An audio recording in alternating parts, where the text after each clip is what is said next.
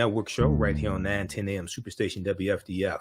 So Saturday, May 6th, King Charles III was coronated in England, in Britain. And there have been growing calls for reparations coming from 12 countries that were conquered, or countries that were part of the Commonwealth. Many of these are Caribbean nations.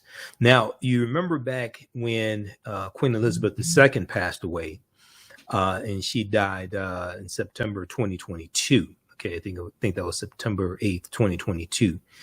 You remember we talked about the legacy of Great Britain and when it came to slavery and colonization, and how 100 years ago, one fifth of the world's population lived under British rule. Okay, 1/5 of the world's population lived under British rule about 100 years ago, at a time when you had 700,000 people under British rule and 2.5 billion people in the world. All right, so there have been a number of articles written dealing with how different nations, Caribbean nations, Jamaica, Antigua, Barbuda, Australia, a number of nations are calling for reparations and calling for an official apology for slavery. Okay, so we're going to talk about that on today's show. And I'm going to let you hear once again the segment from Roland Martin Unfiltered that we did on September 9th, 2022, when we talked about, in that segment, we talked about Jeff Bezos, and we talked about the professor originally from Nigeria, Uja Anya, and I gave some history on Queen Elizabeth II and the British colonization. Okay, that video has been viewed over 300,000 times, and you can watch that on Roland's YouTube channel and his YouTube channel, Roland Martin. All right, now, also in the news, we have Proud Boys who were found guilty in federal court. This was this past week. Enrique Tarrio, the former chairman of the Proud Boys, and 3 others were found guilty of January 6th seditious conspiracy. January 6th seditious conspiracy. Now, we talked about this when I was on Faraji Muhammad's show, The Culture, on Thursday, May 4th. And I'm going to let you hear an excerpt of that conversation as well. And more people are talking about is Trump next, or are charges against Trump imminent? And if you've been paying attention to Special Counsel Jack Smith, and his investigation is continuing to ramp up, and I think charges are coming soon for Donald Trump, but also they're going to come faster from Fani Willis in Georgia than they're going to come from Jack Smith in with the federal investigation. Okay, so we'll discuss that also.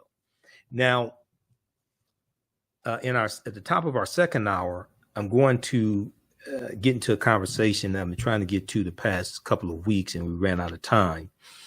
And April 11th, when I was on Faraji Muhammad's show, The Culture, we discussed spanking children, African-American children, is a holdover from slavery. Spanking children is a holdover from slavery and was not traditionally practiced in West Africa. All right. So I'm going to let you hear that conversation, and we're going to discuss that some also. Now, I know a lot of people will say, well, I'm from the South, and, you know, that's what we did, things like this. Well, the reason why they did that in the South is because prior to 1910, 90% of African Americans lived in the South. And as a result of slavery, And during slavery, we were beaten by the slave master and overseers, etc. That's a carryover from slavery. Historically, generally speaking, African people did not beat their children. Okay, that's something that we picked up here. So we'll discuss that as well. Also, an additional development in the California Reparations Task Force, California Reparations Task Force. So we've been talking about that here on this show. You've seen articles I posted. I've been communicating with Camila Moore, who is the attorney, who is the chairwoman of the California Reparations Task Force. I submitted this story to Faraji Muhammad for us to discuss when I was on his show on Thursday. Black Californians could receive up to $1.2 million in reparations payments for qualifying African-American Californians, okay? And this measure was approved by the California Reparations Task Force. Now, it has to be approved by the state assembly, okay? We're going to discuss that. And also, I want you to see what Fox News is saying about this as well, and the article that Fox News had, because the article that Fox News had is very deceiving and is designed to enrage their viewership, which is largely older white males who are non-college educated, okay? And I mean, you know, some of the same ones that stormed the U.S. Capitol building January 6, 2021, the same ones that watched the white supremacist Tucker Carlson, okay? Not all white people who watch Fox News are white supremacists, but most white supremacists who have cable watch Fox News. So we'll discuss that also. The state of California is one step closer to paying reparations to African-American residents whose ancestry goes back to the, not just the American slave trade, but it's dealing with also after slavery as well, because once again, California comes into the Union as a free state in 1850 because of the Compromise of 1850. There have been identified approximately 1,500 African Americans that were in a semi-slavery state, but that's basically from 1850 to 1865, 15 years, okay? The repairing of the damage that they're largely dealing with, and that is explained in the 500-page report, is not because of that 15 years. It's what happened after that 15 years. I've read the 28-page executive summary of the 500-page report. I'm now reading the 500-page report. Everybody should read it. California Reparations Task Force. Okay, so we'll discuss this and more on today's show. Now, on the African History Network show, we focus on educating, empowering, and inspiring people of African descent throughout the diaspora and around the world, because right now it's correct your own behavior. What you do for yourself, what you do to yourself, and what you allow other people to do to you and get away with is based upon what you think about yourself. What you think about yourself is based upon what you have been taught about yourself. What you've been taught about yourself is based upon everything you've read, heard, and seen about yourself. So when you control the radius of a man or woman's thoughts, you can control the circumference of his or her actions, because the mind can't do or teach what it doesn't know. Now, we deal with a number of different topics here on the African History Network show. We deal with current events in history, politics, education, economic empowerment, entrepreneurship, relationships, love, sex, health issues, and much, much more. Visit our website, theafricanhistorynetwork.com, theafricanhistorynetwork.com. You can register for the online history classes that I teach on Saturdays and Sundays, and we did free class sessions this weekend for those also. So visit our website, theafricanhistorynetwork.com, to register for those. All right, so I want to jump into this article here before we go to break. There was a good article from Newsweek.com, dealing with the growing calls for reparations from Great Britain. Okay, now it's important to note that the King, as well as the Queen of England, does not get involved in politics. They don't have an authority to Parliament takes care of politics, okay, based upon the constitution there that they have in Britain. The King does not get involved as well as the Queen, does not get involved in political issues. They don't get involved in passing legislation. They can't pass legislation or things of this nature. All right. But when Queen Elizabeth II died, the monarchy was valued, the net worth of the monarchy was valued at $28 billion, and her personal net worth was valued at $500 million. Okay. I think she could have written a check to somebody. So I'm just saying. King Charles III faces calls for slavery reparations from 12 countries. This is from May 4th, 2023, from Newsweek.com. There's articles from the Associated Press on this as well, and CBS News. Now, King Charles III should use his coronation to give a formal apology, for the horrific impacts of slavery and colonialism, and commence, quote, a process of reparatory justice, according to campaigners in 12 countries where he is king. Now, world leaders and royal family members will gather at Westminster Abbey Saturday, May 6th, to watch King Charles and Queen Camilla be crowned. Okay. I ain't watching none of that. I don't care about it. I saw when I got up, it had already happened. They were still talking about it on MSNBC. I saw some of the post coronation analysis. I watched a little bit of that. I could care less about him being coronated. All right. However, not everyone will be celebrating the monarchy, which for some remains a symbol of Britain's imperial past. We'll deal with this on the other side of the break. You listen to the African History Network show. I'm Michael M. Hotep. We'll be back in a few minutes. Welcome back to the African History Network show right here on 910 AM, the Superstation, the Future Radio. All right, the calling number is 313-778-7600. 313-778-7600 is the calling number if you have a question or comment. All right, so right before the break, I was talking about some articles that I was looking at this weekend. And there's one from the Newsweek magazine, Newsweek.com. And I posted this article on our Facebook fan page, The African History Network, The African History Network. And it deals with how you have 12 countries that are under the rulership of Britain, where King Charles is head of state of these. They're part of the Commonwealth. And they have put forth a letter demanding reparations from Britain, as well as demanding a formal apology for slavery.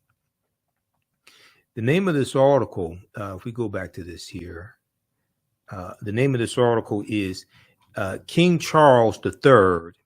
King Charles III faces calls for slavery reparations from 12 countries. King Charles III faces calls for slavery reparations from 12 countries. This is written by Jack Royston from May 4th, 2023 for Newsweek.com. So the article goes on to say, however, not everyone will be celebrating the monarchy. However, not everyone will be celebrating the monarchy, which for some remains a symbol of Britain's imperial past.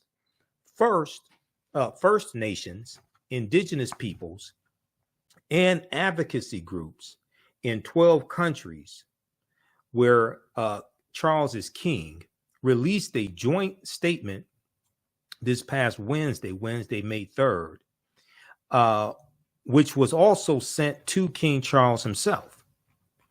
Now, an excerpt from the statement says, quote, "We, the undersigned, call on the British monarch, King Charles III, on the date of his coronation, being May 6, 2023, to acknowledge the to acknowledge the horrific impacts on and legacy of genocide and colonization of the indigenous and enslaved peoples of Antigua and Barbuda, New Zealand, right here, New Zealand, Australia, the Bahamas, Belize, Canada.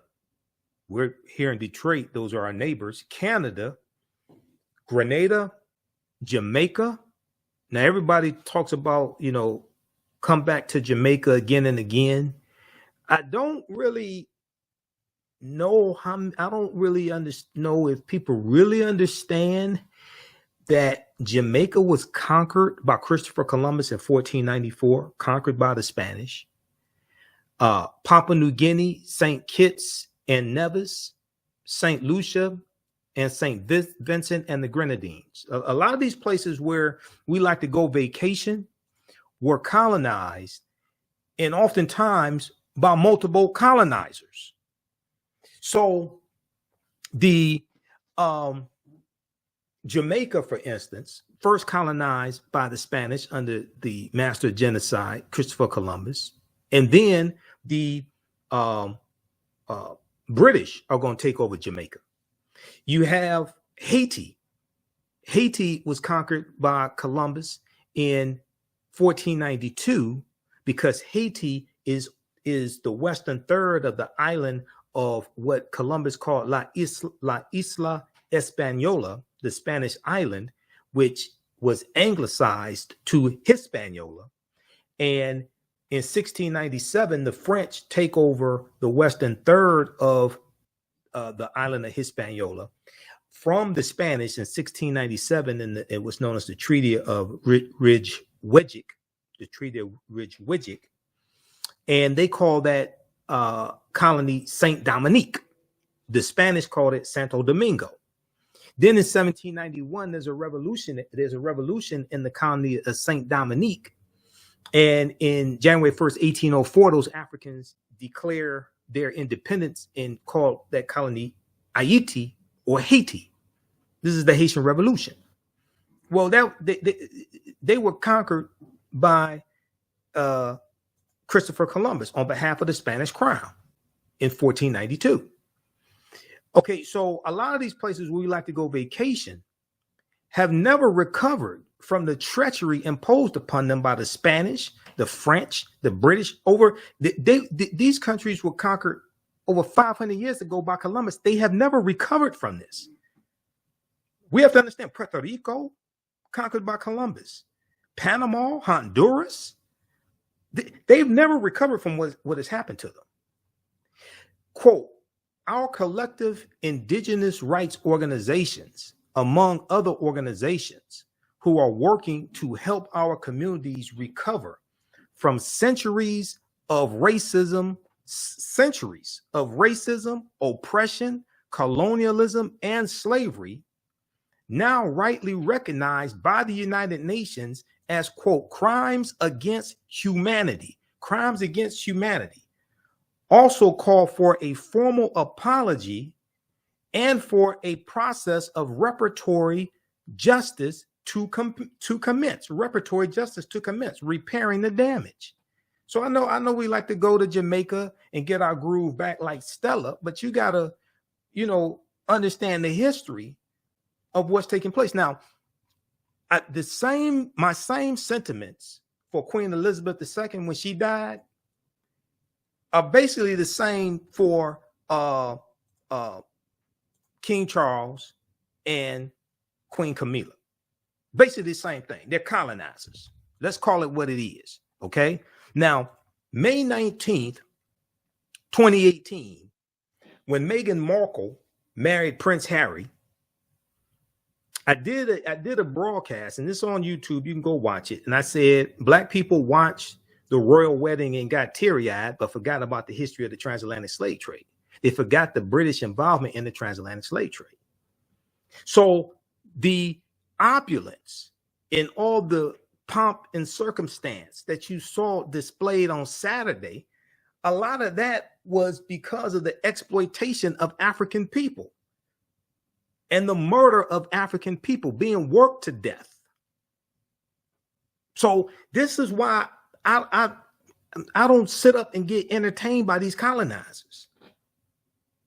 Now, it is true that King Charles mentioned previously, I don't know about on Saturday, but previously it is true. He mentioned the atrocities of the slave trade and things like this. It is true that he does support researching the British involvement and the monarchy's involvement in the slave trade. Okay. So there are a couple of articles that dealt with this. So there's one from the Associated Press that came out April 6, 2023, that talks about this. Okay, now we have to understand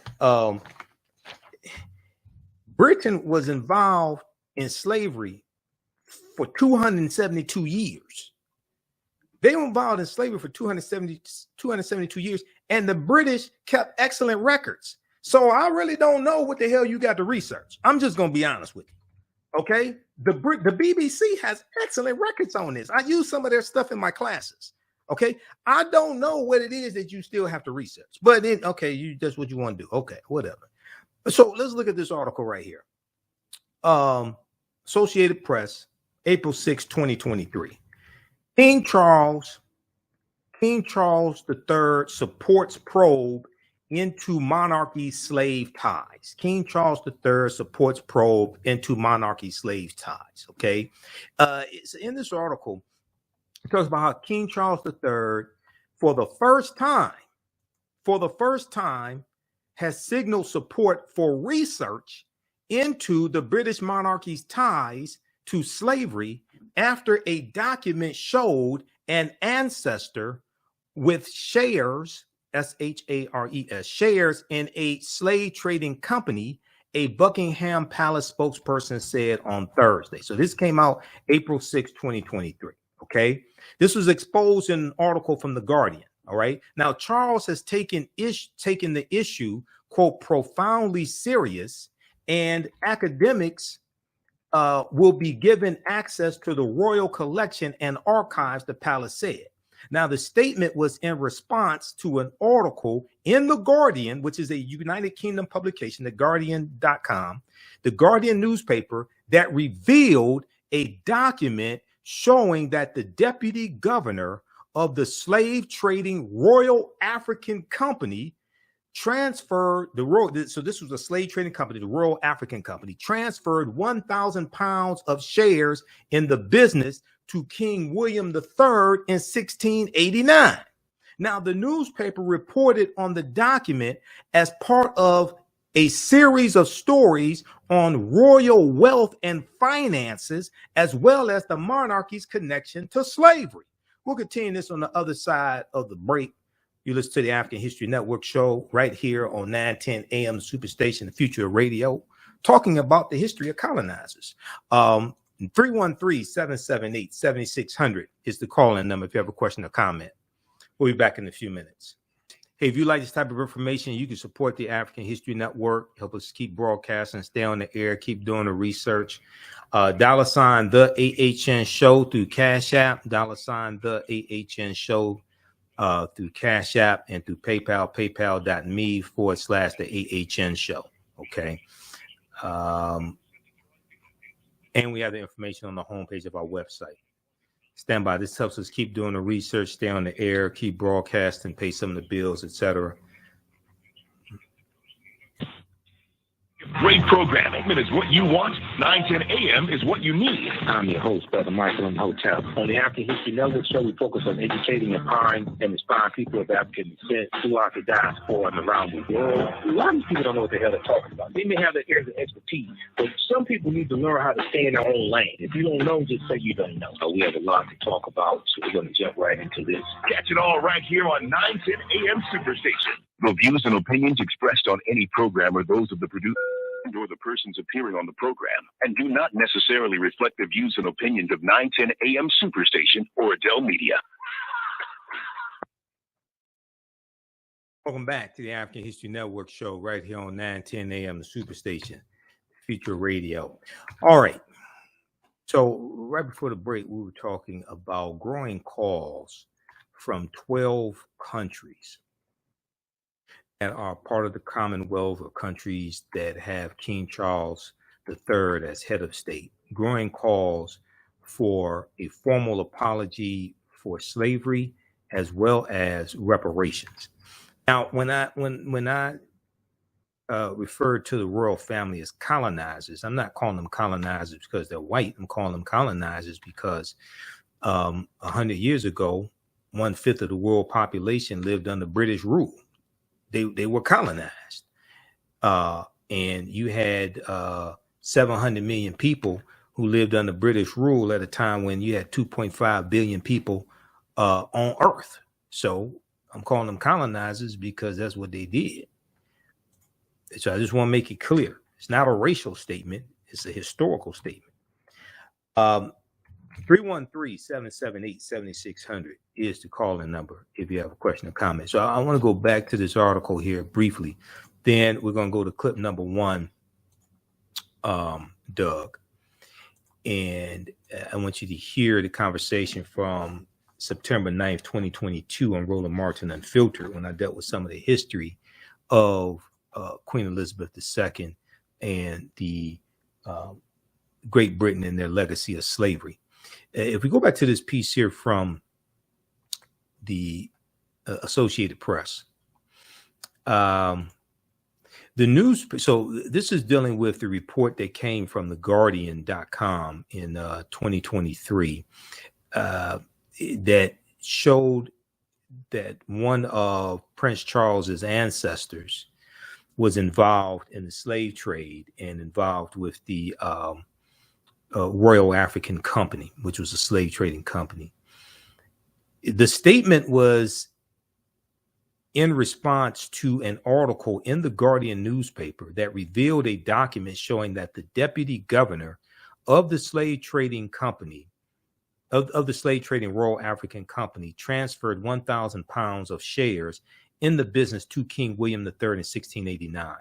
The newspaper reported on the document as part of a series of stories on royal wealth and finances, as well as the monarchy's connection to slavery, as well as the British monarchy's connection to slavery. Okay, now King Charles III ascended to the throne last year after the death of his mother, Queen Elizabeth II. His coronation, we know, took place May 6th. The king has said he's trying to deepen his understanding of slavery's enduring impact that runs deep in the Commonwealth, an international grouping of countries made up mostly of former British colonies. Okay, deep. So now this, I know King Charles is busy. You know, you trying to deal with people that don't want you to be king, and I know he's busy, but he's in his 70s. He's trying to deepen his understanding of slavery's enduring impact. Why don't you go to Jamaica and talk to those Africans there and let them educate you on slavery's enduring impact? Why don't you go to Barbados and talk to those Africans there? I know Barbados broke away from the Commonwealth. Why don't you go to these nations? Why don't you go to Nigeria? That was a colony of Great Britain. Why don't you go? So he's in his 70s. He's trying to deepen his understanding. I don't understand that. I'm sorry. I just don't. During a ceremony that marked Barbados becoming a republic 2 years ago, Charles, who was Prince Charles then, referred to, quote, the darkest days of our past and the appalling atrocity of slavery, which forever stains our history, end quote. English settlers used African slaves to turn the island of Barbados into a wealthy sugar colony, like they did a lot of other places. Sugar was king. Okay, so they did that in a lot of other places, like Jamaica. Okay, same thing the French did in Haiti. Now, Saint Dominique. Now, the research into the monarchy's ties to slavery is co-sponsored by Historic Royal Places and Manchester University, and it's expected to be completed by 2026. Expected to be completed by 2026. Okay, it's going to take them 2 years. Okay, all right. Check. Slavery ended in Britain in 1833. 1833. It ended in Britain in 1833. They were involved in slavery for 272 years. It ended in 1833, but it's going to take you 2 years to do research. Okay. All right. So read the rest of this article here. So he does support research. Now, I don't know what else he supports, but he does support research. You have the one from, so we talked about the one from Newsweek, and there's a growing call for reparations. These 12 countries, there's a growing call for reparations and a formal apology. Now, if we go back to the one from Newsweek, newsweek.com, name of this article is King Charles III faces calls for slavery reparations from 12 countries. This is from May 4th, 2023. All right. If we go back here, and this is on page, I think this is page 3 where I want to go. We're going to clip 1 in just a minute, Doug. Okay, right here. Beyond an apology and reparations, the campaigners want the, quote, return of all cultural treasures and artifacts stolen from our peoples throughout the hundreds of years of genocide, enslavement, discrimination, massacre, and racial discrimination by the authorities empowered by the protection of the British Crown, end quote. And, quote, the repatriation of all remains of our collective peoples that reside in UK museums and institutions and that represent our family histories, genealogies, cultural history, and spiritual ancestry. They want it all back. Okay, now that's what I want to hear about. I don't want to hear about some colonizer being coronated. I'm sorry. I don't want to hear about that. This is what they want: the artwork back. They want everything that was stolen from them back, all the physical artifacts that are in British museums, and they charge admission to see what they stole. They want all that. These Caribbean nations and indigenous nations, they want all of that back. Okay, they want to repair the damage, and they want a formal apology, but not just an apology, not just saying I'm sorry, let's be friends. They want you to acknowledge what you did.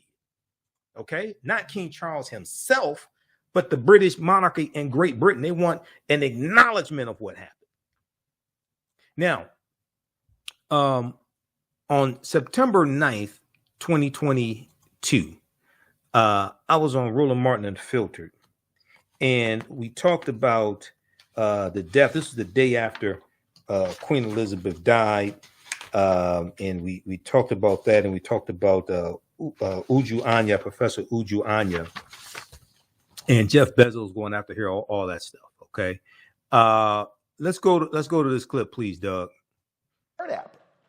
Now, the Professor Uju Anya, she didn't back down. Now, Twitter did delete that particular tweet from her, saying that it violated their standards.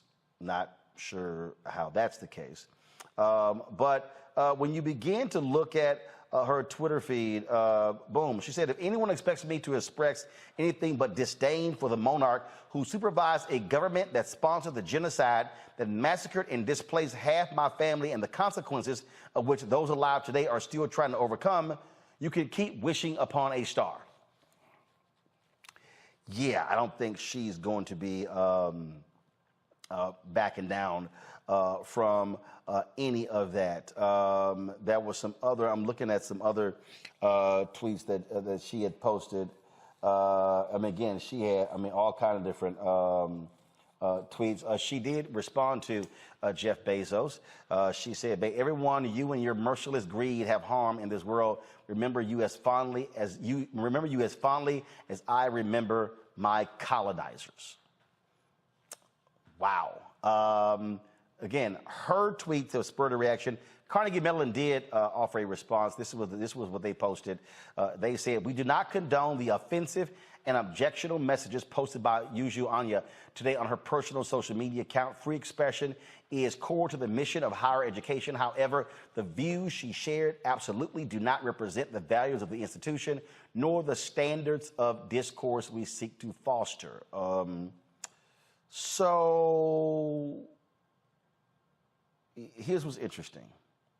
And this was a tweet here that Yuju retweeted. "Reminder that Queen Elizabeth is not a remnant of colonial times. She was an active participant in colonialism. She actively tried to stop independence movements, and she tried to keep newly independent colonies from leaving the Commonwealth. The evil she did was enough." She was talking about this article here. This woman was, it says she was tortured with axes during Kenya's struggle for independence from British colonial rule. As Britain celebrates the platinum jubilee of its monarch, this old fighter wants to send her a message: "Let Elizabeth bring what belongs to me." Okay, pause it right there. We'll continue this on the other side of the break. Listen to the African History Network show right here on 910 AM Superstation. 313-778-7600 is the call-in number. We'll be back in a few minutes. All right, so we have here. We've got Lila Starr. We have Sonia.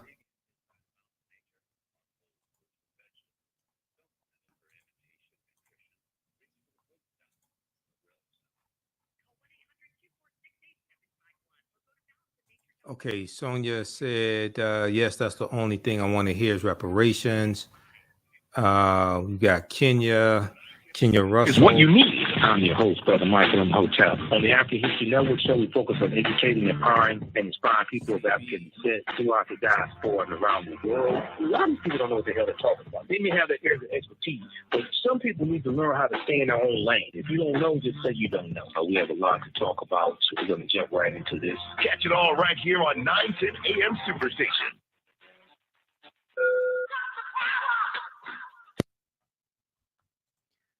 Welcome back to the African History Network show right here on 910 AM Superstation WFDF. Be sure to visit our website, theafricanhistorynetwork.com, theafricanhistorynetwork.com, and check out we did 2 free class sessions this weekend of my 12-week online course, Ancient Kemet, the Moors, and the Ma'afa, Understanding the Transatlantic Slave Trade, what they didn't teach you in school. Okay, so we deal with thousands of years of history and what leads up to the transatlantic slave trade taking place. When you scroll down the website, it has information about our radio show right here on 910 AM WFDF, our PayPal and Cash App information. We have the 12-week online course here. So you can click right here, register now, free class session. And then you can also register for the full 12-week online course. This time around, we're going to do 13 or 14 weeks of the class. It's on sale $60, regularly $130. And then our second class, the one I teach on Sundays, the one I did today, Black resistance movements from the Haitian Revolution, U.S. Civil War, Civil Rights Movement, and Black Power Movement, 1800 to 1968. We did a free class session today as well. This course is discounted to $40, regularly $130. Even after the course is over with, you can go back and watch the entire class, okay? And we have a bundle pack for $80, but 2 years from now, a year from now, 2 years from now, you can still watch the entire course. So your access does not expire. All right, I want to go back to the story here dealing with King Charles III and the British monarchy. And I want to go back to this clip from September 9th, 2022, when I was on Roland Martin Unfiltered, okay? And we dealt with the passing of Queen Elizabeth. She died the day before. Before we go back to that clip, just quickly, I want to show you this from Wikipedia. And this is a map from Wikipedia. This is a map of the list of countries that gained independence from the United Kingdom. Okay, a list of countries that gained independence from the United Kingdom. It's important to, it's one thing to just look at a piece of paper and see the names of these nations. Okay, it's something like 120 nations going back to probably 1931 that gained independence, starting with Canada. Well, United States 1776, we know that, but Canada 1931. When you look at the map of the world and you see all these nations that were under the control of Great Britain, then all of this starts to really sink in. Okay, and then you look at Africa. They got so many colonies in Africa largely because of the Berlin Conference of 1884 and 1885. South Africa gained their independence in 1931. Lesotho, 1966, and Lesotho was an enclave inside of South Africa, like Highland Park, Michigan is an enclave inside of Detroit. Botswana, Swaziland, Zimbabwe, Malawi, Tanzania, Zambia, Nigeria, Ghana, Sierra Leone, Uganda, Egypt in 1922, Sudan, Gambia. Then we look at Israel, Qatar, Bahrain, Kuwait, Iraq, Jordan, Pakistan, India, Papua New Guinea, Malaysia. Okay, you look at all that. Australia, 1942, New Zealand, 1947. Then we look at Guyana, St. Vincent and the Grenadines, Trinidad and Tobago, Barbados, Grenada, Dominica, the Bahamas, Jamaica, Belize, Antigua and Barbuda, St. Kitts and Nevis, St. Lucia, Canada, okay, Ireland, Malta. So when you look at a map of the world and you look at all this, you say, I'll be damn. Okay, no wonder all these people are upset. Kenya, I forgot Kenya. Kenya, 1963. Can't forget Kenya. Facing Mount Kenya, Jomo Kenyatta. Kenya. All right. So, yeah. So you can say you interested in learning more, and you're in your 70s. Are you interested in learning more about the history? Come on, man. Okay. Let's go back to this clip here. We're gonna start at the 5-minute mark.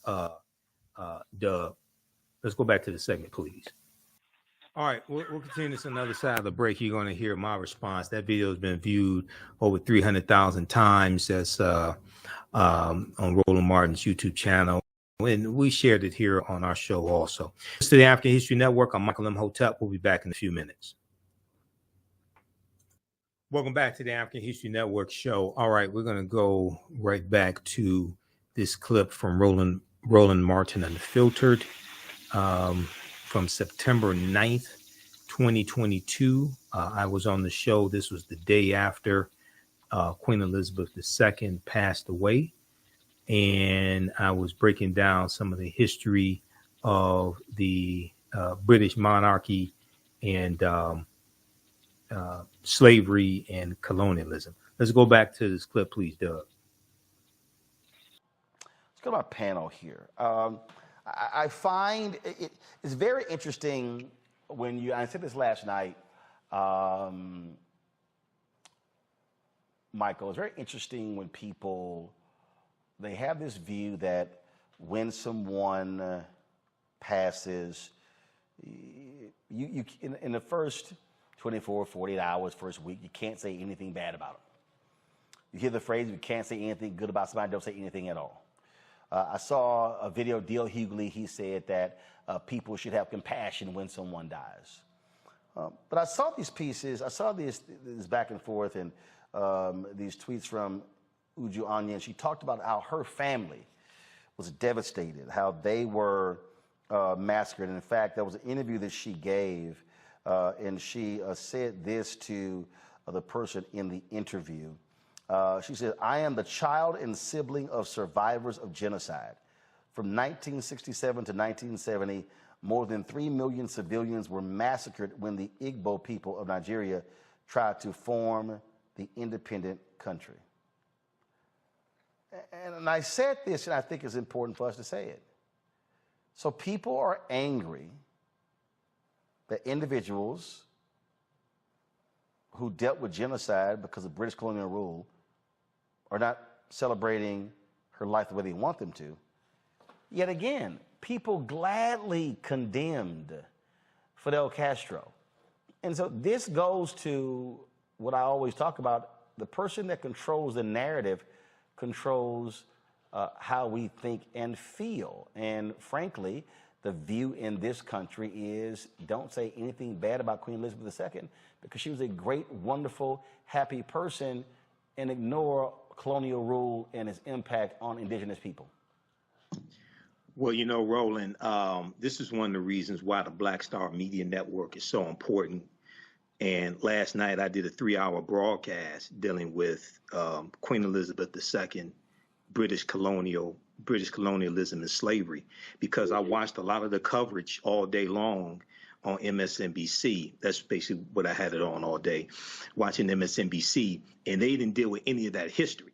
Okay, the opulence, when they showed all the footage and going back decades, and they showed the gold carriage drawn by 30 horses, and they show all the people in their regalia and things like this.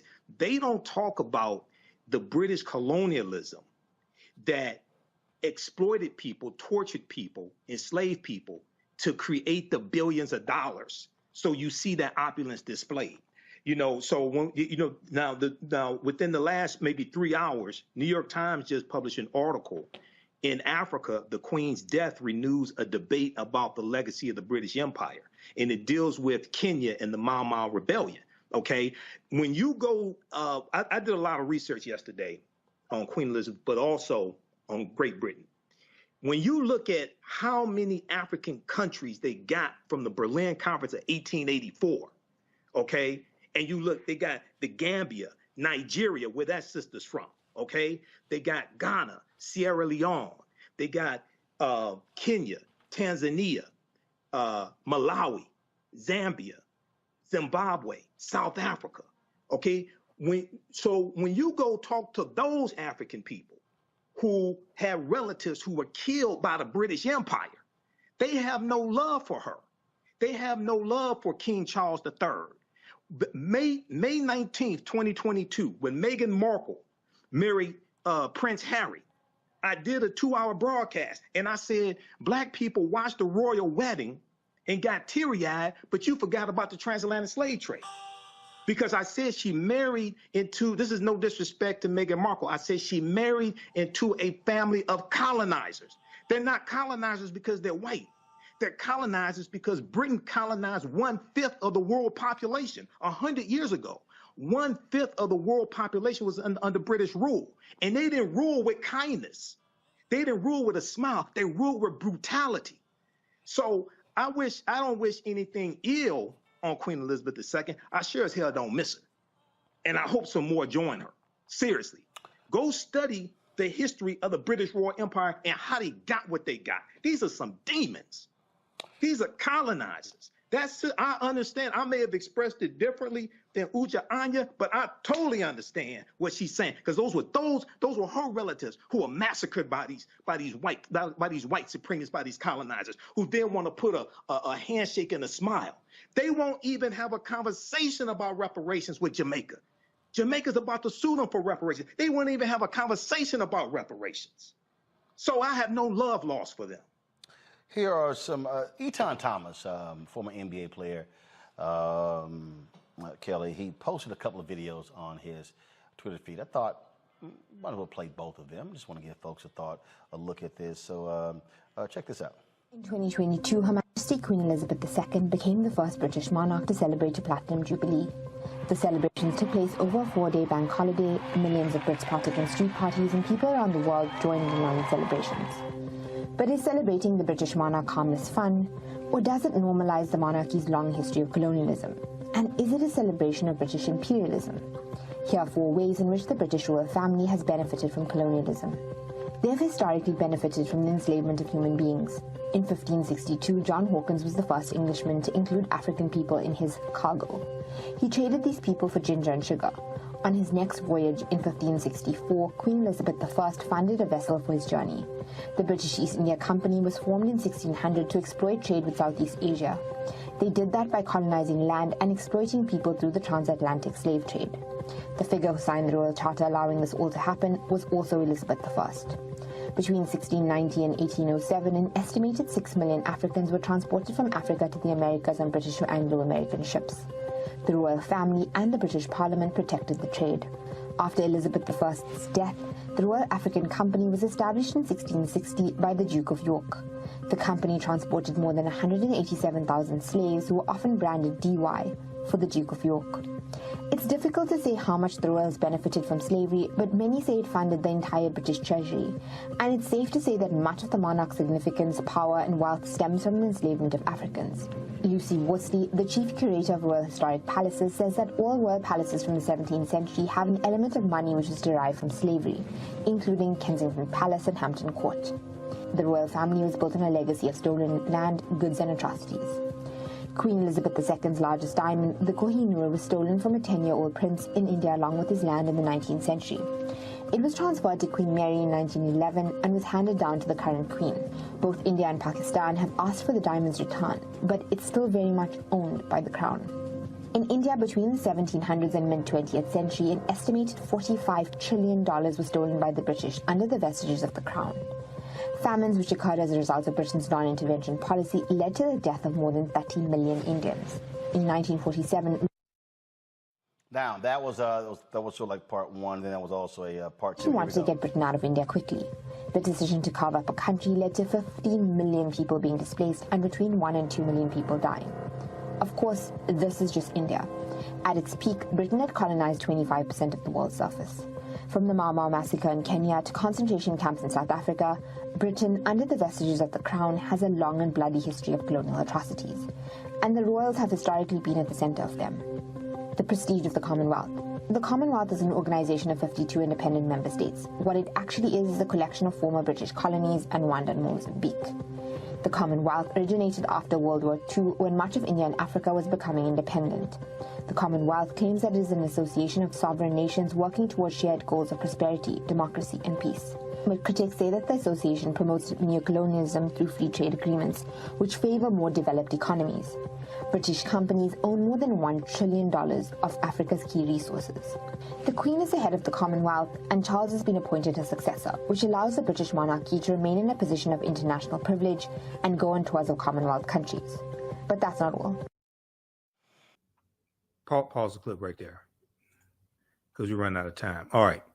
So watch that. Roland has that on his YouTube channel, and I'm about to we're going to rebroadcast the episode of the African History Network show from September 11th, 2022. I've uploaded that. We're going to rebroadcast that like all week. All right, and that's on our YouTube channel, Michael Imhotep, IMHOTEP. Okay, we're going to go to the phone lines quickly here. Line one, we have PG. PG, welcome to the African History Network show. Thanks for holding. Tell us where you're calling from. Good morning. I should say good evening. I am calling from the city of Southfield, Michigan, the great city of Southfield, Michigan. And I wanted to ask you a question.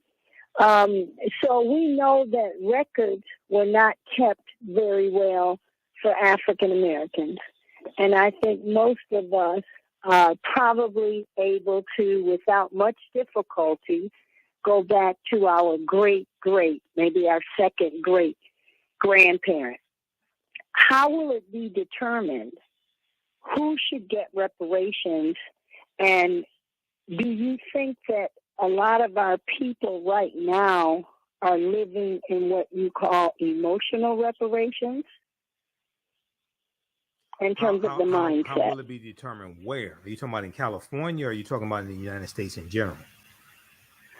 In both areas, because you were talking about California. Yeah, so in California, they're going to do it based upon lineage, and one of the things that they want is they want an agency in California similar to the Freedmen's Bureau to be set up to help African Americans trace their ancestry. So they would have to trace it back to a person of African descent that was in the U.S. prior to 1900, or trace it back to a person who was enslaved in California. So it would be, they've identified about 1,500 people who were in like a semi-slavery or slavery state in California from 1850 to 1865. Because even though when California came into the Union in 1850, they came in as a free state. You did have some who violated that law. Slavery was California does not have a real history of slavery, and slavery was abolished in California, but you did have some who violated that law. Okay, so they want an agency set up that would help African Americans trace their ancestry. As far as the federal, as far as reparations at the federal level, they're gonna have to do the same thing. Records going back to prior to 1900, 1899, 1898, that's not that difficult. 1760, 1660 is a lot more difficult, but going back to like right before 1900 is not that difficult. The reason why they have to do it based upon lineage and can't do it based upon race, can't distribute reparations based upon race in the state of California, is because race-based policies in the state of California are illegal. So they want to make sure that whatever they do is legally structured. So when lawsuits are filed by Republicans and their Negro allies, that whatever reparations are distributed won't be overturned in court. Okay, so at the federal level, if people really understand how to get reparations enforced at the federal level, because it's not going to be through HR 40. I don't know why people keep trying to push that. So am I understanding you accurately that if a person in California cannot prove that someone in their lineage came through California, or they can't prove their African ancestry, that they would not get reparations? Or is it safe to assume that anybody that's black mixed with something would get reparations? No. The California Reparations Task Force already voted. It has to be based upon lineage. The reason why it has to be based upon lineage is because race-based policies in the state of California, based upon California I heard that law, part. But I'm explaining it. Because race-based policies in the state of California, because of existing California law, are illegal. So they have to do it based upon lineage. Otherwise, nothing is going to be distributed. They have to do it based upon lineage. Yeah, thank you for reiterating that. So I want to ask you like a hypothetical question. So my lineage that I know is black, white, and American Indian. Would that qualify me for reparations? Qualify you for reparations where? As far as reparations for slavery. Are you talking about in the state of California, or are you talking about the federal level? No, I'm talking like here. You told me about California. You explained not race because of the policy, and it will have to be done with lineage. So if my lineage here in the state of Michigan, and if we ever get to the point where California is, I mean, realistically, not the Detroit little reparations committee that they talk about on the radio, but if they get to that point, the guidelines, with me being PG, that I know is black, white. PG, we run out of time. The guidelines in the state of Michigan have not been set yet, so we don't know. These are the guidelines for the state of California. The guidelines in the state of Michigan haven't been set yet, so we don't know. Okay, thanks for calling. Keep listening. All right. I want to go to, we get, thanks. Okay. I want to show you this article very quickly here. I mentioned it from the New York Times, and this is called "In Africa, the Queen's Death Renews a Debate About the Legacy of the British Empire." In Africa, the Queen's death renews a debate about the legacy of the British Empire. While some in Africa pay tribute to the deceased monarch, others stress Britain's violent colonial history on the continent. So when I was on Roland Martin Unfiltered, this is the article I mentioned. This is from September 9th, 2022. Okay. And it talks about, okay, so read this. I don't have time to get deep into it, but I want to give you that article, the name of that article, so you can read it. Also, there's a good one from National Public Radio, NPR.org, National Public Radio. Name of this article is "Not Everyone Mourns the Queen." Not everyone mourns the Queen. For many, FOR, for many, she can't be separated from colonial rule. September 12th, 2022. And in the article, it says, when she took the throne in 1952, Queen Elizabeth II, when she took the throne in 1952, more than a quarter of the world's population was under British imperial rule. That was more than 700 million people, including in parts of Africa, Asia, the Middle East, and the Pacific Islands. Okay.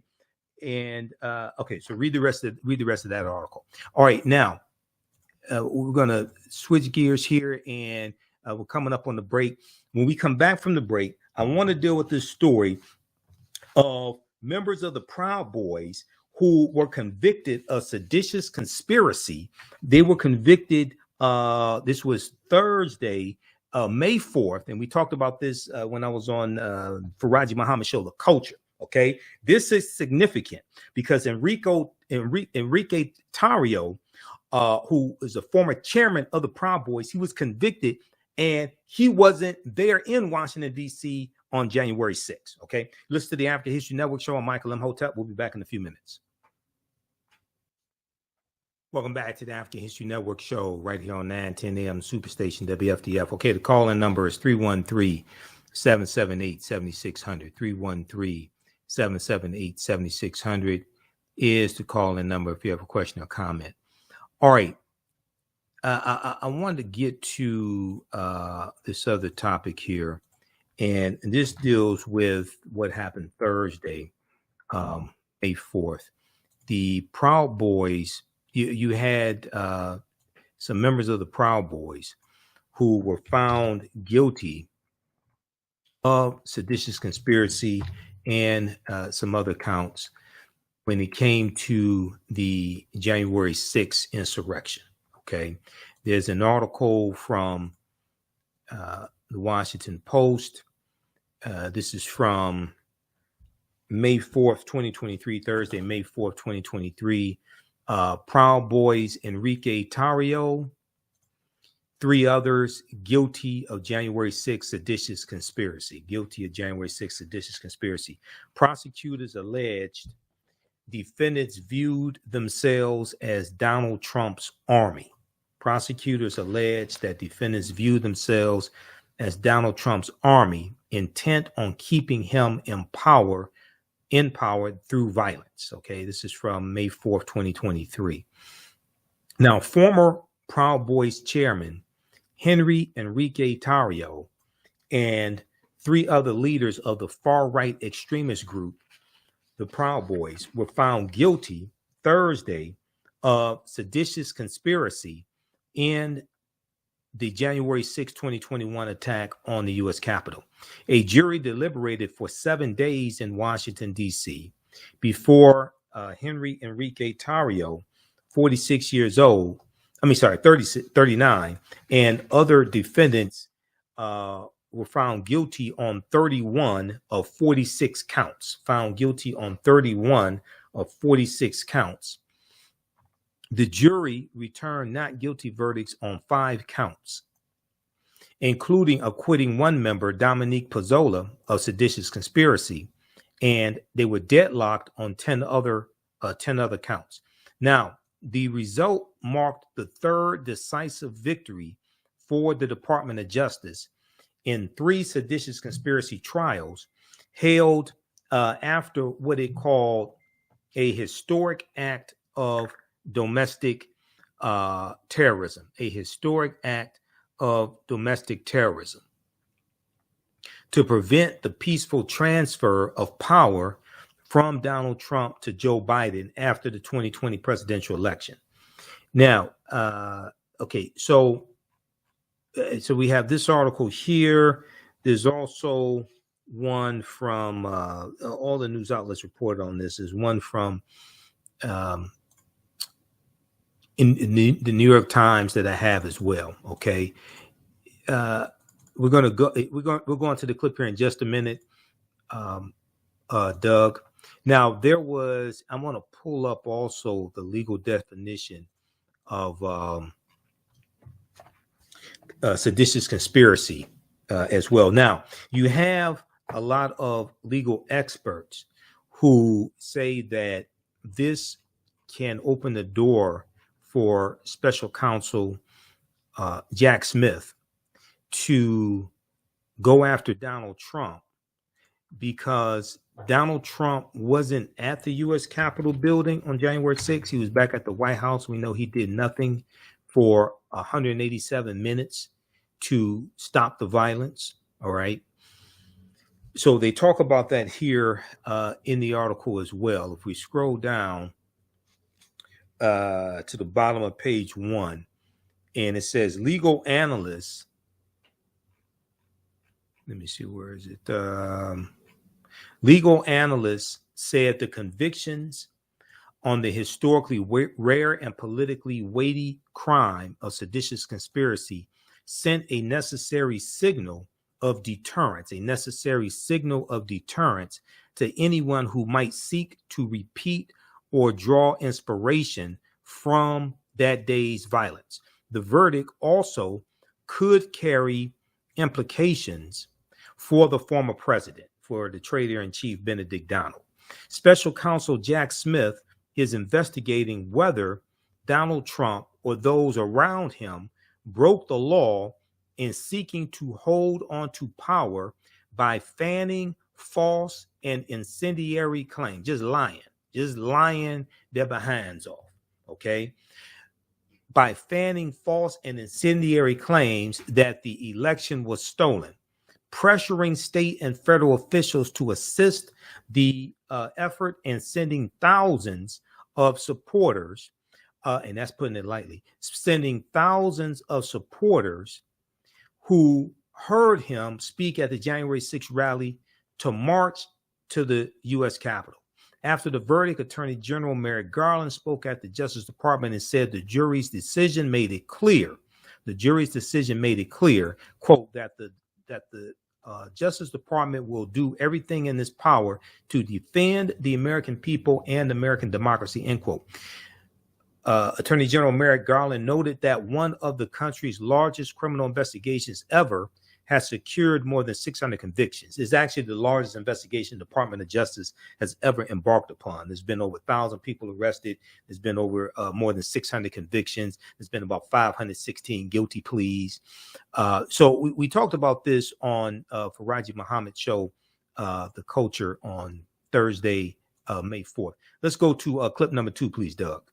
All right, folks, I wanted to switch gears and have another conversation, which is about, as much as we talk about all of these other things, there might be some semblance of justice happening with the latest conviction coming from the latest conviction of the Proud Boys.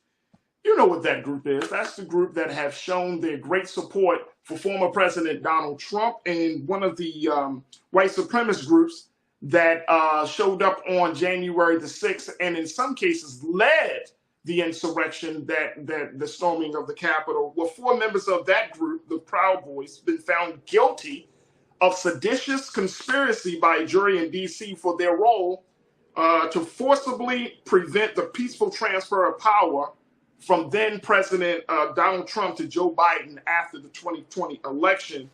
According to the reports, folks, those 4 individuals, take a look at this. Take a look. Here are the 4 individuals that were convicted. Defendants Enrique Tarrio, who serves as the Proud Boys' longtime chairman, Ethan Nordine, Joseph Biggs, Zachary Rell, and Dominic Pizzola. They faced a range of charges, including 3 separate conspiracy charges, obstructing the electoral vote, and tampering with evidence. Now, the guilty verdict marks the 3rd time that prosecutors have secured convictions for seditious conspiracy in the Justice Department's historic prosecution of those who breached the U.S. Capitol on January 6, 2021. here to talk to us about the implications of what this all means and how will it affect things moving forward, especially given the fact that former President Donald Trump is running again for office. Does that mean that these groups like the Proud Boys will be empowered, emboldened to make sure that this happens, or that there will be more violence, or there might be some more political violence against the United States government? We will have to see. Let me bring in my brother, who is going to join us for this part of the conversation, Brother Michael Imhotep. You see him on Roland Martin Unfiltered, but you also see him and can hear him on his show, the African History Network show that he has in Detroit, as well as online. And we're always happy to have my brother joining us. Brother Michael, good afternoon. Good to talk to you again, bro. How you feeling? Hey, Faraji, I'm all right. How are you? I'm good. I'm good. You wanted to talk about this. What's the big part of this story? Because there have been a number of arrests relating to January the 6th. But Close what is to it about this? Close to 1,000 arrests related to January 6th. Yeah. Right. And I think that, and I'm bringing that up because, one, a lot of people don't believe that there was some sort of punishment. We hear that we, of course, we saw what happened, but then we don't always know, well, what's going on with that. And you're absolutely right. Close to 1,000 arrests have been made. But why did this story, why did the conviction of the Proud Boys stick out? What stuck out the most for you for this? Well, it's taking place right now because the jury is still deliberating on 11 of the remaining counts. So this is a continuation. We know Oath Keepers were convicted of seditious conspiracy.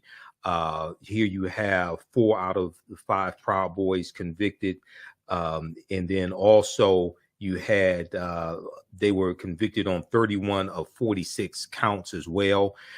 So we're continuing to see the Department of Justice go after these people, not hold press conferences every day, but really speak in court.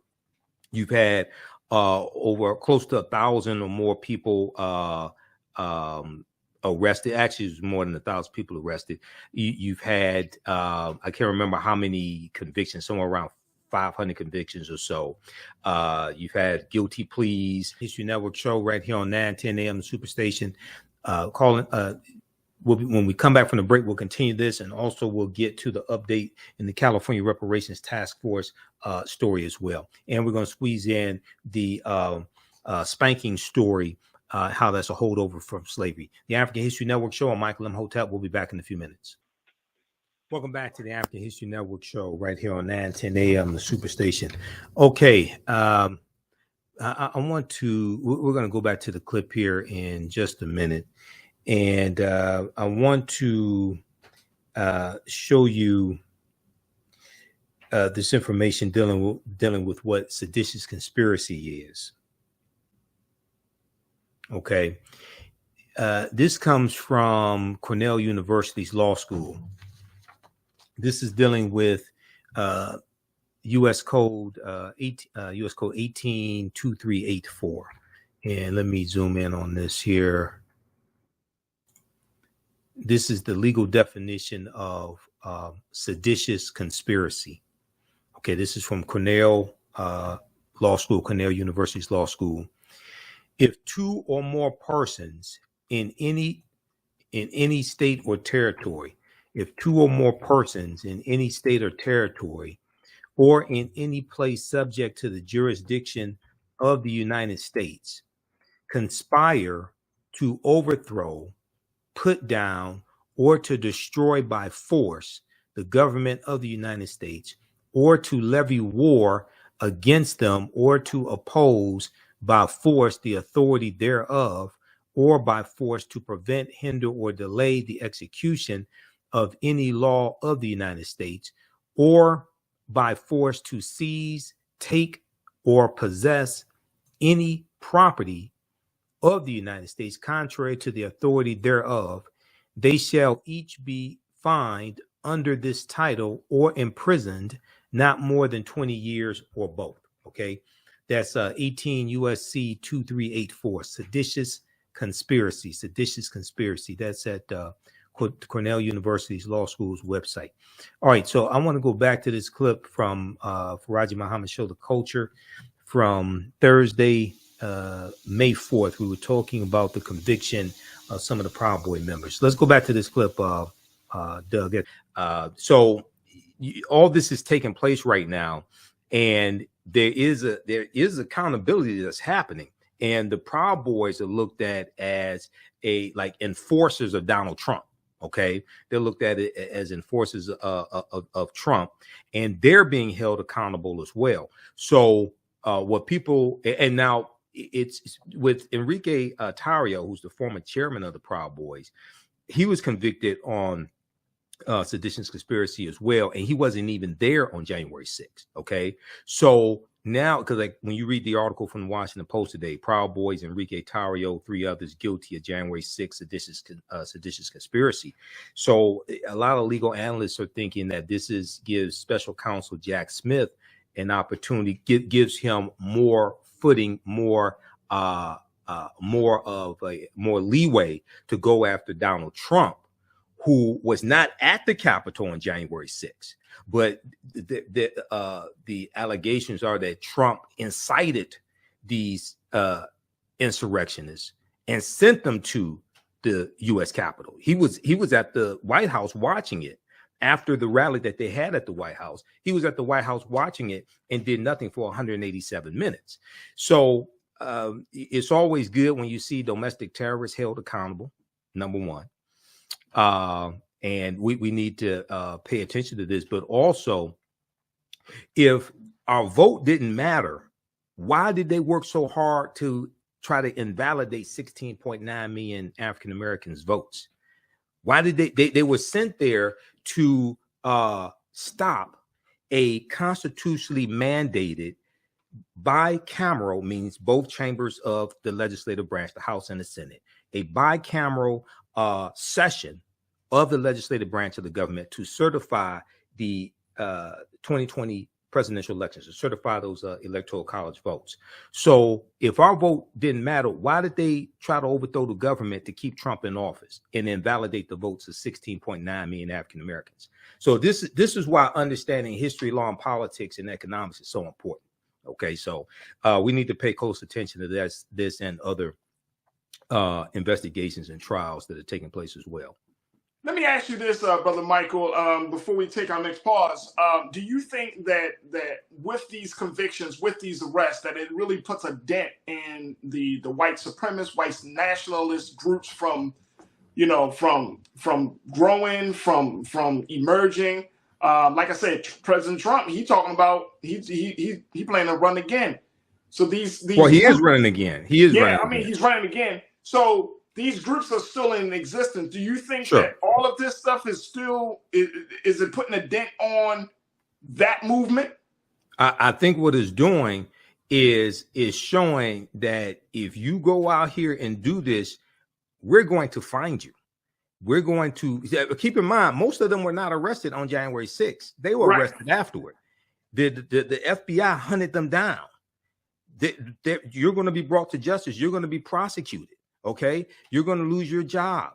You may lose your house. You're going to be convicted. You're going to go to prison. You're going to get felonies.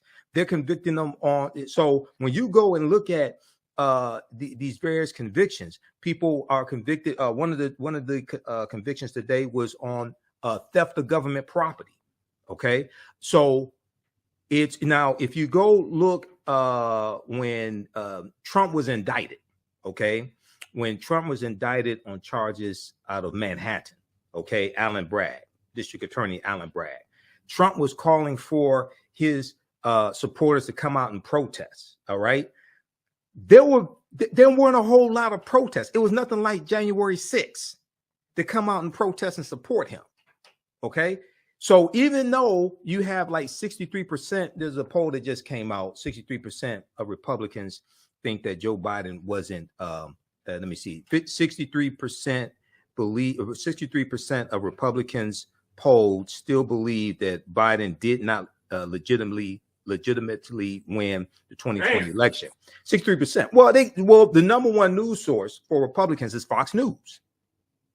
That's the number one news source. And Republicans are less likely to get their news from a variety of news sources, where Democrats are much more likely to get their news from, NBC, MSNBC, New York Times, Washington Post, a variety of news sources. So when you have not the huge support that people thought were going to come out and support Donald Trump when he got indicted, what's taking place with those insurrectionists being prosecuted, being sentenced to prison, getting felony convictions, okay, losing their jobs, losing their homes, reputation ruined in many cases, that's a sign to them your white supremacy is not your superpower. You thought it was, but you're going to be held accountable.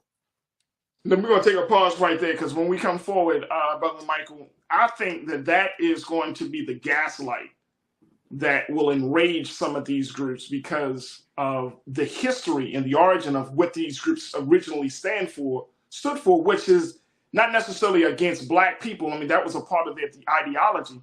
But from my understanding of like white militias, they have a problem with the United States government. They have a problem with the political structure and the system that we are in. So I think this is going to be very, very interesting. Folks, we got to take a quick pause. Pause it right there. Pause it right there, Doug. All right, thanks. Pause it right there. Okay, now let's look quickly here at this article, because we're coming up on the break now. This is the article that I mentioned when we came back from the break. This is the article that I mentioned from CNBC.com. DOJ says at least 1,000 Trump supporters arrested for January 6th Capitol riot. This is from March 6, 2023. That's what I could put my hands on right then. Okay. At least 1,000. So it's been over 1,000 people arrested. And if we go look at this quickly here at this article, at least 1,000 people so far have been arrested on charges related to the January 6, 2021 insurrection. About 518 people have pleaded guilty to federal crimes so far, the DOJ said in an update marking 26 months since the riot. Okay, now it's probably closer to the 600 that Attorney General Merrick Garland said. This is from March. This is from March 6, 2023. Okay, so I cited this just to give a reference point. Around 1/3 of Capitol defendants have been charged with assaulting, resisting, or impeding police during the attack. The DOJ said about 420 defendants have already been adjudicated and sentenced for their criminal activity. Another 53 were found guilty at trials, the DOJ said. Now, this is as of March 6, 2023. Okay, when we come back from the break, we'll deal with how spanking African-American children is a holdover from slavery. Listen to the African History Network show. I'm Michael Imhotep. We'll be back in a few minutes. Welcome back to the African History Network show. All right, here's the conversation. We're going to clip number 3, Doug. Here's the conversation that I had with Faraji Muhammad on April 11th, dealing with spanking children as a holdover from slavery. Let's go to clip number 3, please. So all this is taking place right now, and there is accountability that's happening, and the Proud Boys are looked at as enforcers of Donald Trump. Okay, they're looked at it as enforcers of Trump, and they're being held accountable as well. So what people, and now it's with Enrique Tarrio, who's the former chairman of the Proud Boys. He was convicted on Seditious Conspiracy as well, and he wasn't even there on January 6th. Okay, so now, because when you read the article from the Washington Post today, Proud Boys, Enrique Tarrio, 3 others guilty of January 6th seditious conspiracy. So a lot of legal analysts are thinking that this gives special counsel Jack Smith an opportunity, gives him more footing, more leeway to go after Donald Trump, who was not at the Capitol on January 6th. But the allegations are that Trump incited these insurrectionists and sent them to the U.S. Capitol. He was at the White House watching it, after the rally that they had at the White House. He was at the White House watching it and did nothing for 187 minutes. So it's always good when you see domestic terrorists held accountable, number one. And we need to pay attention to this. But also, if our vote didn't matter, why did they work so hard to try to invalidate 16.9 million African Americans' votes? Why did they were sent there to stop a constitutionally mandated bicameral, means both chambers of the legislative branch, the House and the Senate, a bicameral session of the legislative branch of the government to certify the 2020 presidential elections, to certify those electoral college votes. So if our vote didn't matter, why did they try to overthrow the government to keep Trump in office and invalidate the votes of 16.9 million African Americans? So this is why understanding history, law, and politics and economics is so important. Okay, so we need to pay close attention to this and other investigations and trials that are taking place as well. Let me ask you this, Brother Michael, before we take our next pause. Do you think that with these convictions, with these arrests, that it really puts a dent in the white supremacist, white nationalist groups from growing, from emerging? Like I said, President Trump, he talking about he planning to run again. So these well, he is running again. He is running. I mean, again. He's running again. So these groups are still in existence. Do you think Sure. that all of this stuff is still is it putting a dent on that movement? I think what it's doing is showing that if you go out here and do this, we're going to find you. We're going to keep in mind, most of them were not arrested on January 6th. They were arrested afterward. The FBI hunted them down. You're going to be brought to justice. You're going to be prosecuted. Okay, you're going to lose your job. You may lose your house. You're going to be convicted. You're going to go to prison. You're going to get felonies. They're convicting them on. So when you go and look at these various convictions, people are convicted. One of the convictions today was on theft of government property. Okay, so it's now if you go look when Trump was indicted. Okay. When Trump was indicted on charges out of Manhattan, okay, Allen Bragg, District Attorney Allen Bragg, Trump was calling for his supporters to come out and protest. All right, there weren't a whole lot of protests. It was nothing like January 6th to come out and protest and support him. Okay, so even though you have like 63%, there's a poll that just came out. 63% of Republicans think that Joe Biden wasn't. Let me see. 63% believe. 63% of Republicans polled still believe that Biden did not legitimately win the 2020 election. 63%. Well, the number one news source for Republicans is Fox News. That's the number one news source, and Republicans are less likely to get their news from a variety of news sources, where Democrats are much more likely to get their news from, NBC, MSNBC, New York Times, Washington Post, a variety of news sources. So when you have not the huge support that people thought were going to come out and support Donald Trump when he got indicted, what's taking place with those insurrectionists being prosecuted, being sentenced to prison, getting felony convictions, okay, losing their jobs, losing their homes, reputation ruined in many cases, that's a sign to them your white supremacy is not your superpower. You thought it was, but you're going to be held accountable.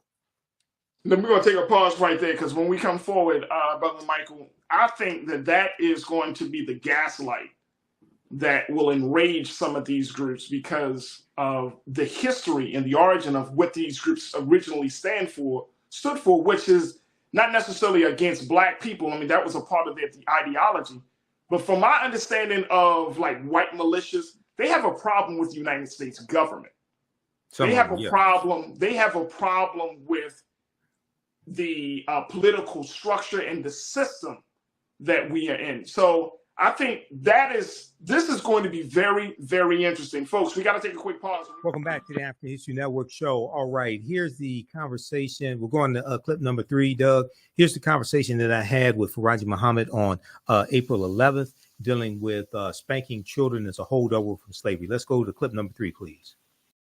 All right, folks, welcome back to the show and our final conversation. I wanted to talk about something that we have talked about, which is part of parenting in the Black community. But more importantly, I wanted to talk about normalizing corporal punishment, how there is a growing number of voices around the punishment or the discipline strategy of spanking. And this came up among, I was reading a post by the brother Torre, who wrote for the Griot, and he wrote this piece called "Spanking is a Holdover from Slavery, So Stop Hitting Your Kids."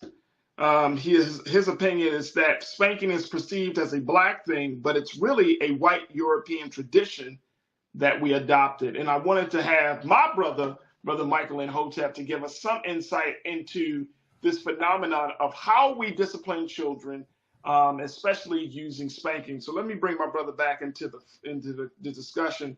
Here's one of the things that Torre said in his piece when we're looking at the situation of spanking. I'm just going to pull this up here very quickly.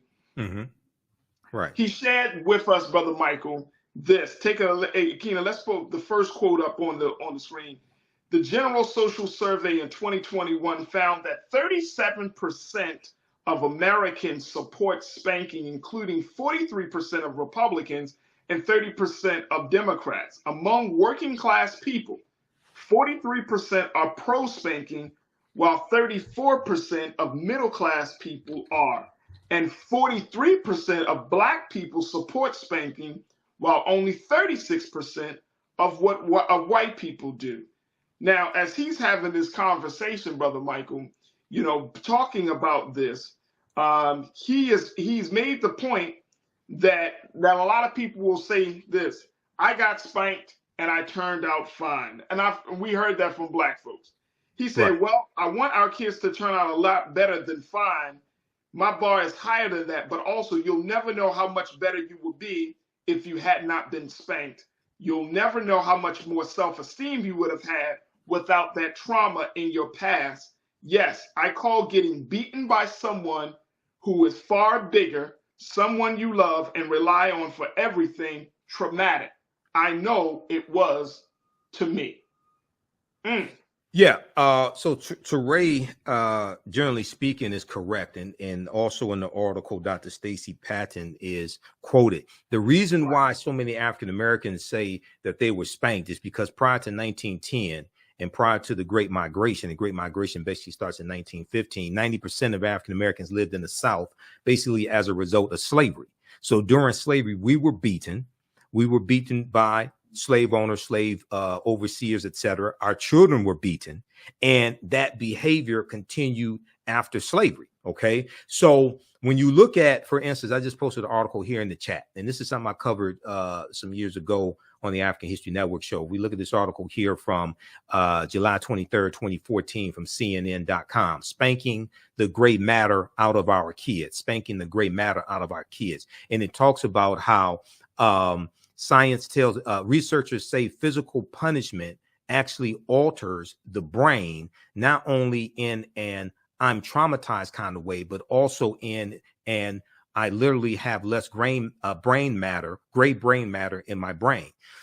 Exposing children to harsh corporal punishment may have detrimental effects on trajectories of brain development. One 2009 study concluded. Now, there's more information that's come out since 2013, 2014, but there's studies that deal with this. ScienceDaily.com has an article from December 11th, 2013. I'll post the link here. Spanking children slows cognitive development and increases risk of criminal behavior, experts say. Okay, wow. So we have to understand that during the enslavement process, especially here in this country, African people were stripped of our normal, our regular our various African cultures. We were stripped of our folklore, our mores, our cultures, spiritual systems, names, largely history, things like this. We tried to recreate these African societies on the various slave plantations. At the same time, we're dealing with horrific conditions. Okay. And unfortunately, a lot of those behaviors that were learned on the plantation, the negative behaviors, we continued afterwards. Okay. After slavery ended. So yeah, they're absolutely correct with this. Now they go, Dr. Stacy Patton, and do you want to go to screen quote 3, or you want me to? Yeah, let's go to quote 3, brother. Yes, sir. Let's go to quote 3, Keenan. This is what from Dr. Stacy Patton, what she says about spanking. And I'm going to read that for us because it's just a little bit. She said, African Americans adopted the practice of beating children from white slave masters. Europeans brutalized their own children for thousands of years prior to crossing the Atlantic to the New World and colonizing Africa. Historians and anthropologists have found no evidence that ritualistic forms of physical discipline of children existed in pre-colonial West African societies prior to the Atlantic slave trade. West African societies held children in a much higher regard than slave societies in the Atlantic world, which placed emphasis on Black bodies as property, not as human beings. West Africans believed that children came from the afterlife, that they were gods or reincarnated ancestors. Wow. Right. Yeah. Yeah. The ancestors, Dr. Maureen Ba'ani talks about this in the circle, let the circle be unbroken, that the children, those are the spirits of the ancestors coming back to fulfill a purpose as the spirit of ancestor reborn. One of my teachers, Professor James Small, talks about how we are God having a human experience. This is understanding African cosmology, where God having a human experience. So yeah, Dr. Stacy Patton is correct. Now, there may be corporal punishment or spanking was not something that was traditional in traditional West African societies, or basically traditional African societies, and generally speaking. Now, you may have extreme circumstances where something like that may have happened, but that was not something routine. That was not a routine form of disciplining somebody. But once again, we're coming from societies where the concept, it takes a village, is not just a title of a book by Hillary Clinton. That was a way of life for us. Okay. So you're dealing with a different whole concept of being. But yeah, she hit the nail on the head. We need to do more research on this also. And you know what, my man Willie Frazier, one of our culture crew members, he said the Bible says, spare the rod, spoil the child. How is that European? Also, if you don't beat your child, the police will. The brief pain of discipline can save the long pain of European punishment. What's your take on that, and black people are beating their children, and they're still getting beaten by police. That's not stopping the police from beating them. That's not stopping them from being killed by the police. Trayvon, you have in Cleveland, Tamir Rice. You have, we can go and look at numerous examples. Just so we have examples of African Americans.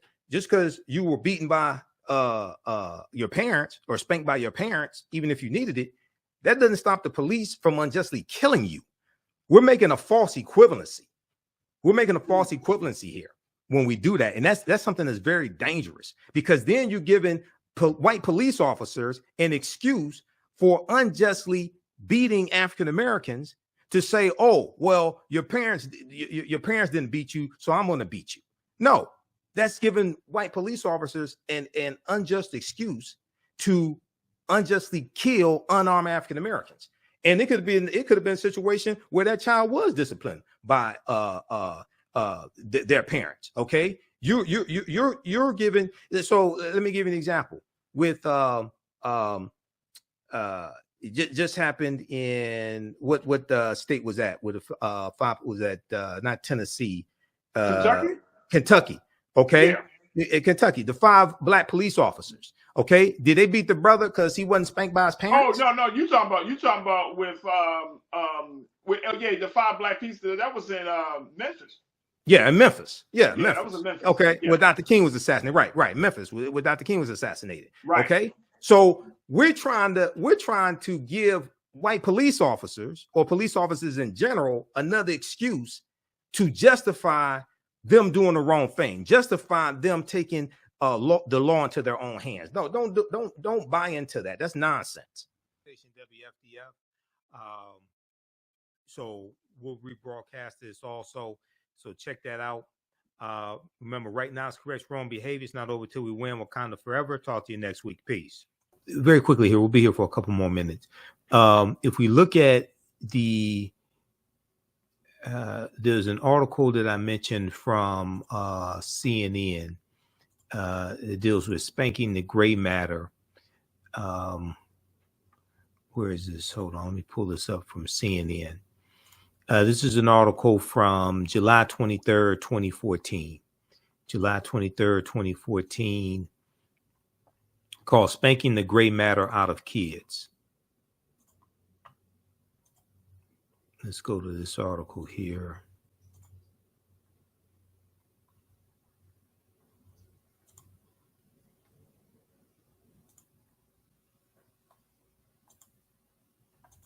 Spanking the Gray Matter Out of Kids, GRAY.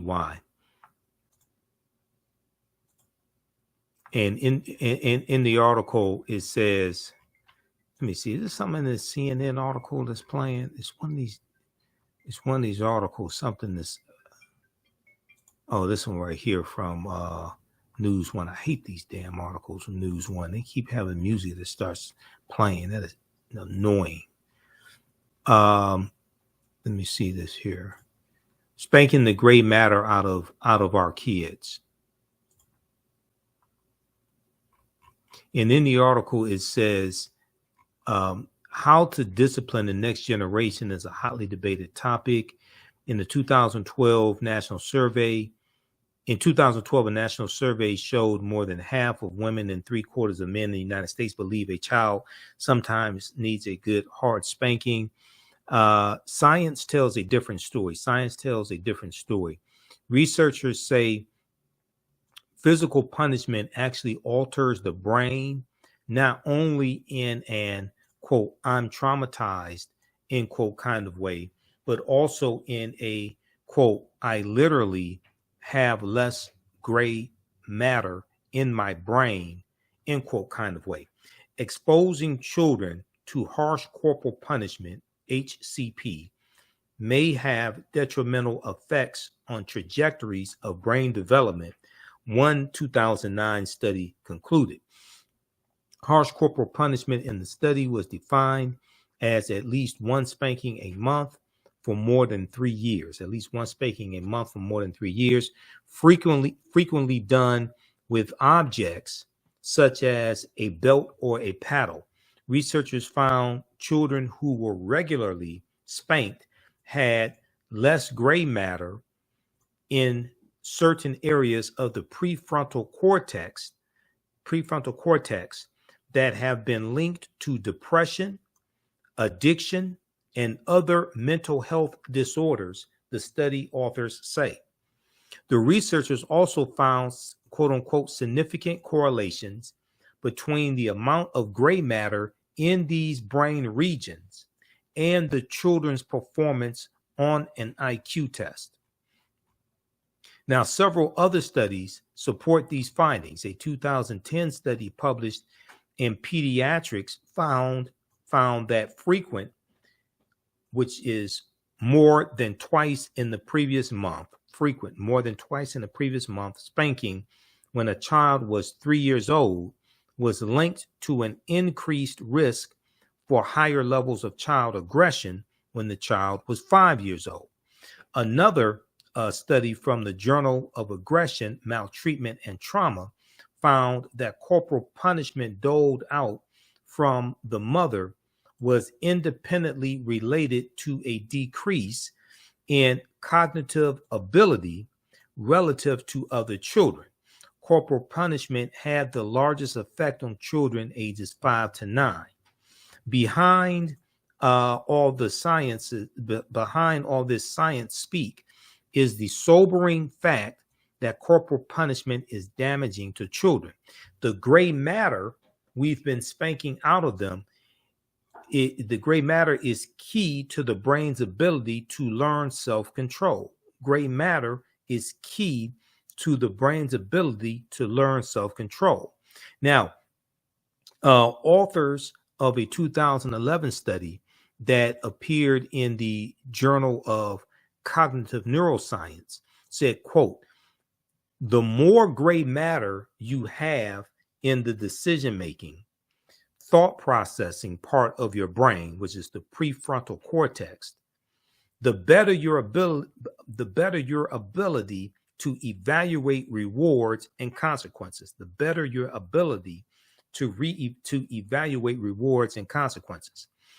The sad irony is that the more you physically punish your kids for their lack of self-control, the less self-control they have. The more you physically punish your kids for their lack of self-control, the less they have. They learn how to be controlled by external forces, parents, teachers, bosses, managers, etc. But when the boss isn't looking, then what? Okay, read the rest of this article here. Now, there's a study at the American Psychological Association's website, apa.org. Okay, this is, they have an article here by Dr. Stacy Patton, who was quoted by Tarrio in his piece for thegrio.com. The name of this article here, this is from April 2017, Corporal Punishment in Black Communities, Not an Intrinsic Cultural Tradition, but Racial Trauma. Not an intrinsic cultural tradition, but racial trauma. Insights into the historical roots of African parenting. This is by Dr. Stacy Patton. And it says a 2015 Pew Research survey found that Black parents, African-American parents, are more than twice as likely as white and Latino parents to use corporal punishment on a regular basis. And they are far less likely to never spank their children. And they are far less likely to never spank their children, African-American parents. But while hitting children is prevalent in African-American communities, contrary to popular belief, it is not an intrinsic cultural tradition.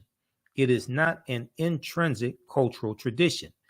African-American parents have legitimate fears about the safety of their children, and the overwhelming majority believe physical discipline is necessary to keep Black children out of the streets, out of prison, or out of police officers' sight.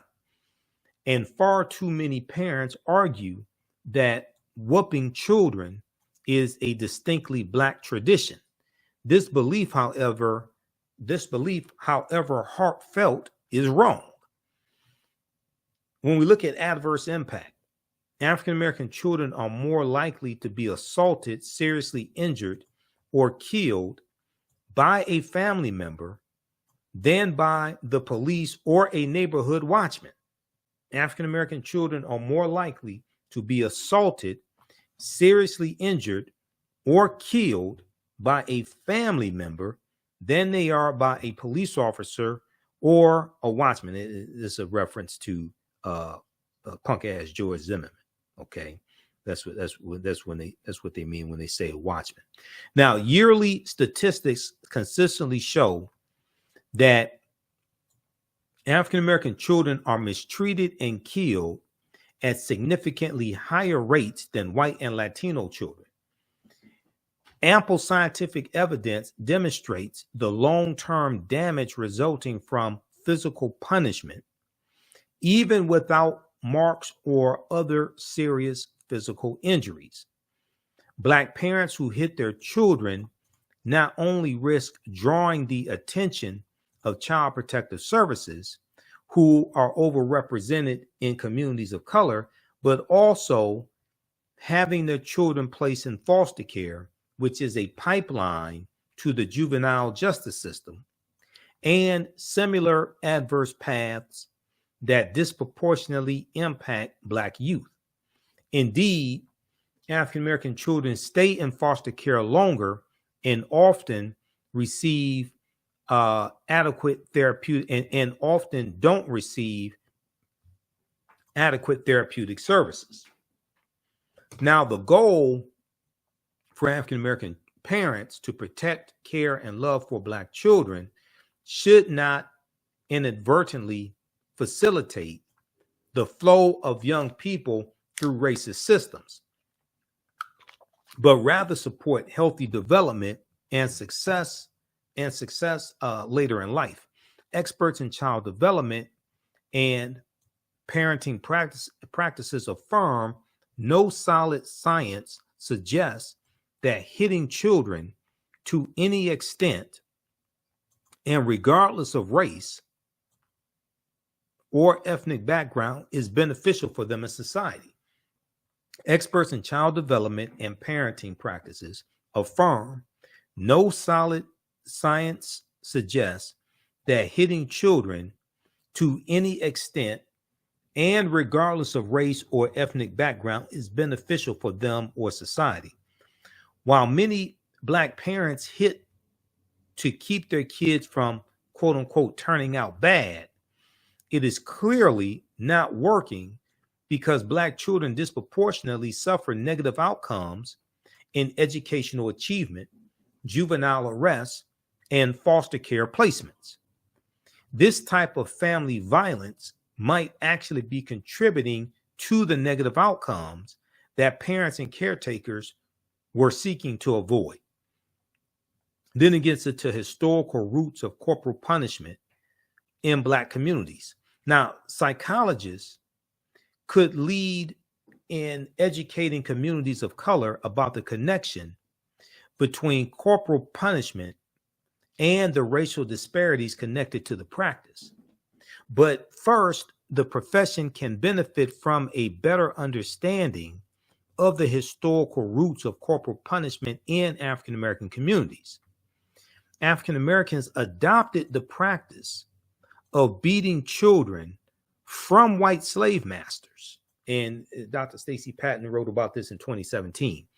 Europeans brutalized their own children for thousands of years prior to crossing the Atlantic to the New World and colonizing Africa.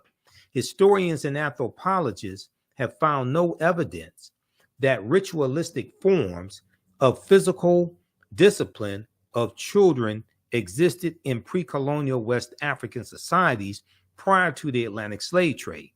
West African societies held children in a much higher regard than slave societies in the Atlantic world, which placed emphasis on Black bodies as property, not as human beings. West Africans believed that children came from the afterlife, that they were gods or reincarnated ancestors who led profoundly spiritual lives and held extraordinary mystical powers that could be harnessed through ritual practice for the good of the community. In fact, it was believed that coercion and hitting a child could scare off their soul. Indigenous people of North America held similar beliefs. They're talking about Native Americans, indigenous people of North America. As colonization, slavery, and genocidal violence made life harsher for these groups, parenting practices also grew harsher. Also, don't forget the white man's Christianity was forced upon us as well. The white man's Christianity was forced upon us, and we were taught to see reality through the eyes of Europeans. Don't forget that part, okay? Whooping children is not a cultural practice that Africans brought with them to this continent. Historians estimate that about 12.5 million Africans were shipped to the New World before 1865, and about 1/4 of the captives who crossed the Atlantic were children. Defined as anyone shorter than 4 feet 4 inches, defined as anyone shorter than 4 feet 4 inches. The average age of captives was between 15 and 20 years at the beginning of the 19th century, but dropped to between 9 and 12 years when abolition of the slave trade was imminent. So they're talking about, if they're talking about the international slave trade, they're talking about 1807, 1808 when it was abolished. Okay, so the average age of captives was between 15 and 20 years at the beginning of the 19th century, the beginning of the 1800s, but dropped to between 9 and 12 years old when abolition of the slave trade was imminent. Okay, read the rest of this article because we're way over time here. April 2017, the association, the APA, American Psychological Association website, corporal punishment in Black communities, not an intrinsic cultural tradition, but racial trauma. This is by Dr. Stacy Patton, PhD. Check this out and watch the rest of that segment from Faraji Muhammad show. That's from April 11th. And we have that. Well, actually, I edited that segment, so we have it on our YouTube channel, Michael M. Hotep, IMHOTEP. All right. Be sure to visit our website, theafricanhistorynetwork.com, theafricanhistorynetwork.com. Please register for these online history classes that I teach. It takes a lot of work to teach these classes every weekend. And it costs us money to actually pay. We have to pay to teach these classes on the 2 digital platforms that we use, Crowdcast and Learn World. Okay, so we have the classes greatly discounted. You're not going to find this type of value other places.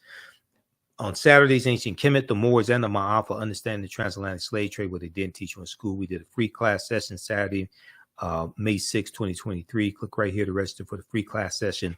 Click here to register for the full 12-week online course. And this time around, we're going to do 13, 14 weeks.